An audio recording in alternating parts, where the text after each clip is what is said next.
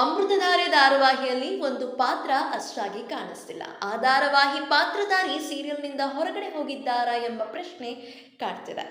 ಖಾಸಗಿ ವಾಹಿನಿಯಲ್ಲಿ ಪ್ರಸಾರ ಆಗುತ್ತಲಿರುವ ಅಮೃತಧಾರೆ ಧಾರಾವಾಹಿಯಲ್ಲಿ ಸದ್ಯ ಶಕುಂತಲಾ ಜಯದೇವ್, ಭೂಮಿ ಗೌತಮ್ ಕುರಿತು ಎಪಿಸೋಡ್ಗಳು ಪ್ರಸಾರ ಆಗುತ್ತಿವೆ. ಇದರ ಮಧ್ಯೆ ಭಾಗ್ಯ ಸುಧಾ ಪಾತ್ರಗಳ ಬಗ್ಗೆಯೂ ಕತೆ ಸಾಗುತ್ತಿದೆ. ಹೀಗಿರುವಾಗ ಓರ್ವ ಪಾತ್ರ ಮಿಸ್ ಆದಂತಿದೆ. ಹೌದು, ಯಾವಾಗಲೂ ಶಕುಂತಲಾ ಜೊತೆಗೆ ಇರುತ್ತಿದ್ದ ಅಶ್ವಿನಿ ಪಾತ್ರ ಮಿಸ್ ಆಗುತ್ತಿದೆ. ಅನೇಕ ದಿನಗಳಿಂದ ಗೌತಮ್ ಮನೆಯಲ್ಲಿ ಅಶ್ವಿನಿ ಕಾಣಿಸ್ತಿಲ್ಲ.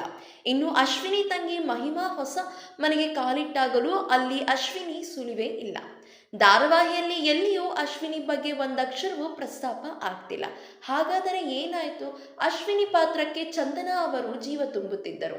ಈಗ ಅವರು ಕಲರ್ಸ್ ಕನ್ನಡ ವಾಹಿನಿಯ ಬಾಯ್ಸ್ ವರ್ಸಸ್ ಗರ್ಲ್ಸ್ ಶೋನಲ್ಲಿ ಭಾಗವಹಿಸುತ್ತಿದ್ದಾರೆ. ಈ ಹಿಂದೆ ಅವರು ಅಂತರಪಟ ಧಾರಾವಾಹಿಯಲ್ಲಿ ಕೂಡ ನಟಿಸುತ್ತಿದ್ದರು. ಅಂತರಪಟ ಮುಗಿಯುತ್ತಿದ್ದಂತೆ ಅವರು ಈ ರಿಯಾಲಿಟಿ ಶೋನಲ್ಲಿ ಭಾಗಿಯಾಗಿದ್ದರು.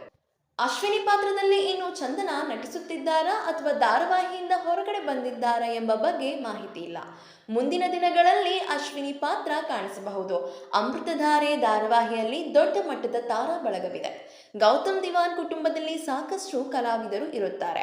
ಅಂದಹಾಗೆ ಗೌತಮ್ ಗೆಳೆಯ ಆನಂದ್ ಮನೆಯಲ್ಲಿಯೂ ಒಂದಿಷ್ಟು ಕಲಾವಿದರು ಇರುತ್ತಾರೆ. ಇನ್ನೊಂದು ಕಡೆ ಗೌತಮ್ ತಂಗಿ ಮಹಿಮಾ ಕುಟುಂಬ, ಗೌತಮ್ ಶತ್ರುಗಳ ಕುಟುಂಬವನ್ನು ಕೂಡ ತೋರಿಸಬೇಕಾಗುತ್ತದೆ.